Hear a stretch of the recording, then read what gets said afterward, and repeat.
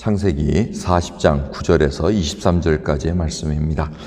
술 맡은 관원장이 그 꿈을 요셉에게 말하여 가로되 내가 꿈에 보니 내 앞에 포도나무가 있는데 그 나무에 3가지가 있고 싹이 나서 꽃이 피고 포도송이가 익었고 내 손에 바로의 잔이 있기로 내가 포도를 따서 그 즙을 바로의 잔에 짜서 그 잔을 바로의 손에 드렸노라.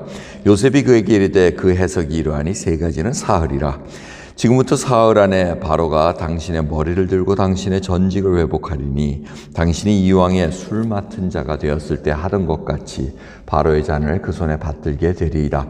당신이 득이하거든 나를 생각하고 내게 은혜를 베풀어서 내 사정을 바로에게 구하여 이 집에서 나를 건져내소서. 나는 히브리 땅에서 끌려온 자여 여기서도 옥에 갇힐 길은 행치 아니하였나이다. 떡 굽는 관원장이 그 해석이 기람을 보고 요셉에게 이르되 나도 꿈에 보니 흰떡 3광주리가 내 머리에 있고 그 윗광주리에 바로를 위하여 만든 각종 구운 식물이 있는데 새들이 내 머리에 광주리에서 그것을 먹더라. 요셉이 대답하여 가로되 그 해석은 이러하니 3광주리는 사흘이라. 지금부터 사흘 안에 바로가 당신의 머리를 끊고 당신을 나무에 달리니 새들이 당신의 고기를 뜯어 먹으리이다 하더니 제3일은 바로의 탄인이라. 바로가 모든 신하를 위하여 잔치할 때 술 맡은 관원장과 떡 굽는 관원장으로 머리를 그 신한중에 들게 하더니 바로의 술 맡은 관원장은 전직을 회복하며 그가 잔을 바로의 손에 받들어 드렸고 떡 굽는 관원장은 매달리니 요셉이 그들에게 해석함과 되었더라. 그러나 술 맡은 관원장이 요셉을 기억지 않고 잊었더라. 아멘. 술 맡은 관원장과 떡 맡은 관원장의 꿈이 이제 말합니다. 근데 요셉이 아주 듣자마자 그냥 팍 해석을 합니다. 이것은 하나님께서 지혜를 주셨기에 가능합니다. 그러면서 이 술 맡은 관원장은 전직을 회복할 것이다. 그리고 떡 맡은 관원장은 이제 나무에 매달아 죽을 것입니다. 이제 그 얘기를 합니다. 그리고 요셉이 술 맡은 관원장에게 당신이 복직되면 좀 나를 생각하소서 이렇게 얘기를 합니다. 나를 기억해서 좀 이 억울한 내 사정을 좀 해서 이렇게 좀 뽑아내 주십시오. 이 얘기를 하는데 29절 뭡니까? 꿈 해석대로 그대로 됐는데 술 맡은 관원장이 요셉을 기억지 않고 잊었더라. 이렇게 합니다. 근데 잊은 지가 또 얼마가 되냐면 2년, 다음 장 보면 2년이 지납니다. 자, 2년 동안 요셉이 또 감옥에 있으면서 꿈도 잘 해석해주고 그 술 맡은 관원장 복직됐다는데 이게 언제 소식이 올려나 하는데 전혀 깜깜한 소식입니다. 자, 이 상황 속에서 여러분 꿈에 대한 얘기를 한번 우리가 생각해 봐야 됩니다. 우리 믿는 자가 꿈을 하나님께서 주실 때가 있습니다. 개꿈도 있고 진짜 꿈도 있습니다. 자, 이러한 것 속에서 우리가 생각해야 될 것은 꿈을 통해서 내가 하나님을 신뢰하는 믿음이 더 자라가느냐 그거를 따져봐야 됩니다. 여러분 그것이 아니고 꿈을 신뢰하고 하나님의 말씀을 신뢰하지 않고 하나님을 신뢰하지 않고 하나님 내가 이 일을 정해야 되는데 꿈으로 보여주십시오. 말씀은 안 보고 꿈을 의지하게 되다 보면 이게 잘못되기가 십상입니다. 이 꿈은 굉장히 조심해야 됩니다. 꿈은 잘못하면 우리로 하여금 얽매이게 만듭니다.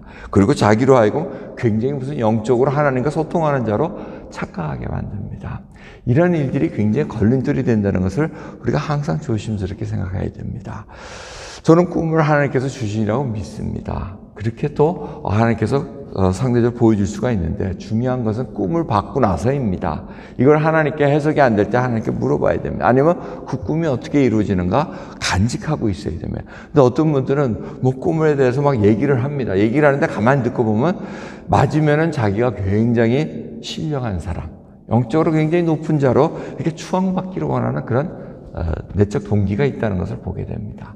아니면 이걸 통해서 자기가 굉장히 하나님과 소통하는 자를 하는데 이것이 중요한 것이 아니고 정말 요셉이 그렇게 꿈을 잘 해석을 하고 척척척 하면 착착 해석이 됩니다. 이렇게 신통방통한 일이 어디 있습니까? 만약 예를 들어서 술 맡은 관원장이 이 얘기를 바로 알리지 않고 시위대장에게 이렇게 술 먹는 자리에 시위대장이시오. 당신 갖고 있는 그 종노에 요셉이 아주 대단한 소이다 하면서 이렇게 쫙 꿈을 얼마나 해서 그러면 시위대장이 요거 돈벌이 되는구나 하고 밖에 나가서 이렇게 간판 걸고 꿈 해석해 드립니다 하면 돈벌이 잘 됐을 겁니다. 근데 하나님이 그걸 원하시는 게 아니지 않습니까? 요셉을 통해서 지금 하나님께서는 이스라엘 백성을 구원하고자 하는 그 계획을 지금 갖고 계시는데, 그러한 일에 휩쓸리지 않기 위해서 어쩌면 새까맣게 있다가 바로가 꿈에 이제 해석이 안 될 때 딱 무대 중앙에 등장하게 만듭니다. 이게 하나님의 계획이라는 겁니다. 자, 중요한 것은 이 꿈을 과연 내가 어떻게 정말 간직하고 하나님께 여쭈면서 하나님의 그릇으로 만들어가는가, 여기에 초점을 맞춰야 됩니다. 요셉은 또 2년 동안 감옥에서 온갖 또 고통 속에 있습니다. 근데 하나님께서 하나님의 그릇으로 만들어가는 과정이라는 겁니다. 이걸 잊지 마셔야 됩니다. 이제 요셉은 한 끼 한 끼 먹는 것이 하나님 앞에 뭐 이렇게 불평하면서 언제 내 감옥에서 빼주시려나, 이 상황이 아니고 하나님 앞에 정말 내 믿음을 신뢰하면서 살아가는 그 과정, 한 끼를 먹어도 감사하고 한 끼를 하루가 지나도 감사한 그 상황으로 변합니다. 어느 때까지? 무대의 중앙으로 쫙 등장할 때까지. 이러한 하나님의 빚으심에 대해서 우리가 한번 깊이 생각해야 됩니다. 저희도 인생 살아가는 동안 하나님의 빚으심에 벗어날 수가 없습니다. 우리를 빚어가십니다. 하나님의 그릇으로.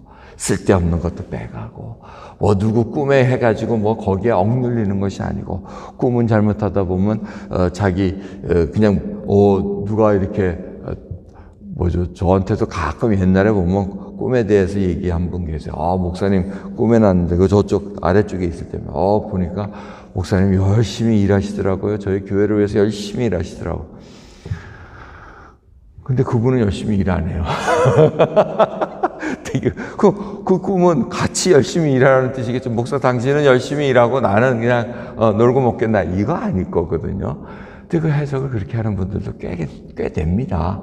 그런 것들을 쭉 보면은 여러분 하나님께서 꿈을 주셨을 때는 뭔가 합력하고 같이 일하고 하나님의 나라를 위해서 주셨다는 것을 인정하는 속에서 가야지, 내가 이만큼 꿈을 통하니까 나를 좀 인정해 주십시오, 이거 아니라는 겁니다. 그분들의 성품은 계속해서 하나님의 그 사랑 안에서 빚어가야 된다는 것입니다.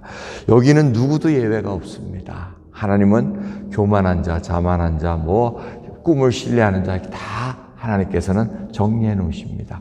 그리고 하나님만 신뢰하고 예수 그리스도만 드높을 수 있는 하나님의 백성으로 만들어 간다는 걸 잊지 마시고, 오늘 이 꿈 해석을 한 요셉의 상황, 요셉은 꿈에 대해서 이제 도통한 자가 됩니다. 자기 꿈 2개 꿨죠. 그 다음에 이 꿈 2개 또 해석 척척 해놨죠.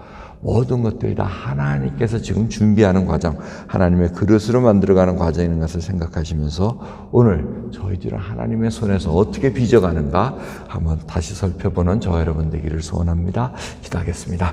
하나님 감사합니다. 오늘도 저희들 무엇을 신뢰합니까?